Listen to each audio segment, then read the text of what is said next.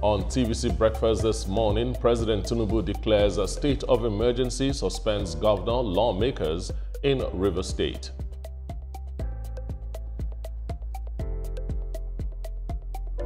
And later in the show, reactions from stakeholders on the Rivers State of emergency.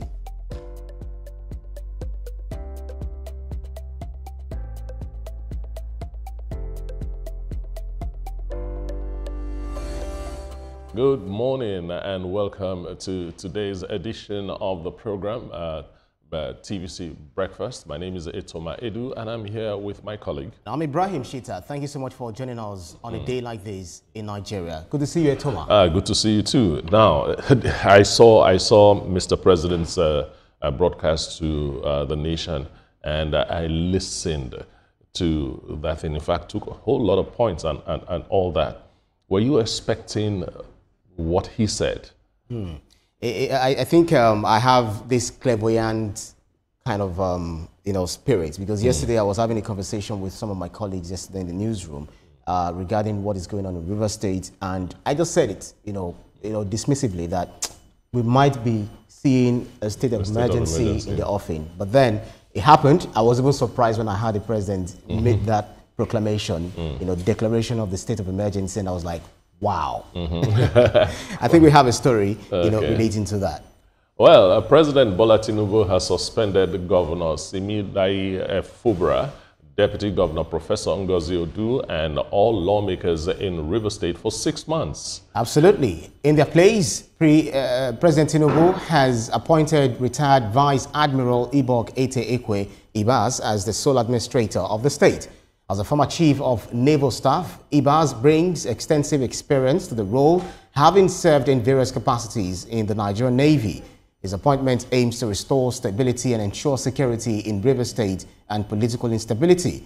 As sole administrator, Vice Admiral Ibas will oversee governance and formulate necessary regulations subject to approval by the Federal Executive Council and the President. But it won't have the power to enact new laws. President Tinubu announced the suspension and appointment in a nationwide broadcast, citing the need to address the state's political and governance crisis. He also assured Nigerians that the intervention aims to restore good governance and ensure the well-being of Rivers State's people without undermining the democratic process. Quite interesting developments coming out of September 1960. In Nko, Cross River State, Nigeria. He enlisted into the Nigerian Defense Academy as a member of the 26th regular course of the 20th of June 1979 and boasts of an impressive educational background and military career. The retired Vice Admiral served as the 22nd Chief of the Naval Staff from 2015 to 2021 and held various appointments, including Commanding Officer of the Nigerian Navy Underwater Warfare School and Chief of Logistics. His achievements earned him several awards and decorations, including the Silver Jubilee Medal and Nigerian National Honor of Commander of the Order of the Federal Republic, CFR. He was appointed Ambassador of Nigeria to Ghana by former President Muhammadu Buhari. On the 18th of March 2025, President Bola Tinubu appointed Vice Admiral Ibok-Ete Ibas as sole administrator of River State following the declaration of a state of emergency. He is expected to play a key role in restoring stability and governance to the state. All right, that's the gentleman that's going to run River State for the next 6 months. Right. Very interesting that he is from Cross River State, and we are like next door neighbors, if you can say that, Cross River State and River State. That's right. But I don't think where he comes from was considered. No. While he has extensive security knowledge, and he's also a diplomat. He served as ambassador of Nigeria to Ghana. That's right. So I think his wealth of experience, and the peculiar situation in River State were more of the reasons why he was appointed. How do you think? Yes, most definitely. Seeing someone just like the way you describe him, former, it would definitely be the administrator of River State. So former naval staff, still would definitely be responsible for overseeing the affairs of River State. But it's going to be, we expect that it provides oversight for government or governance in River State. But one thing is that it won't be able to formulate laws except that they differ to the National Assembly. So we also expect that security enhancements will be experienced in River State, because now we're beginning to hear that armor tanks moving in, and security personnel being deployed to strategic places. And you know that we had 2 explosions rocking the pipelines yesterday, and I guess that was what made the president see it as expedient to declare the state of emergency, because this happened during the last time we had River State, because it's very, very key to Nigeria's economic powerhouse. And the way the president described it in his former meetings, he said River State is like a goose that lays the golden egg, and if we don't protect this egg, then we'll lose the goose as well as the eggs, and that's not what we want to see. So 400,000 barrels per day were lost during the Buhari administration, from 2.5 million liters, barrels per day, and then plunging Nigeria into serious crisis, and we had to struggle, do everything, make much more effort to retain or to get back to where we are today. Yes, we don't want to see that happening. I must commend President Bola Tinubu for jumping in when he did.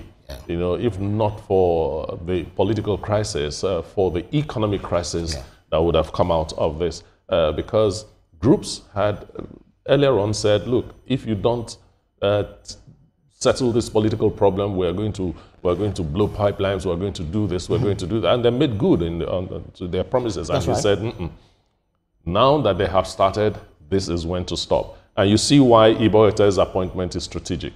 That is why Ibok-Ete Ibas' appointment is strategic. The man knows the creeks, and he knows has a lot of security experience at top level in the Navy. Most definitely, and we expect that there will be so much that he will be able to do to restore peace and stability to the political milieu of River State, because we do not want to see a state plunged into serious deep crisis. But the National Assembly also said that the president consulted with them before he declared the state of emergency, in reaction to those who were saying that the NBA, etc., saying that this is not constitutionally backed, that what the president had done. But if you look at section 305 of the 1999 Constitution, subsection 2, also speaks to this. But it was supposed to be the governor that should ask the president to declare the state of emergency, but he did not. And it appeared that when that explosion rocked the pipelines,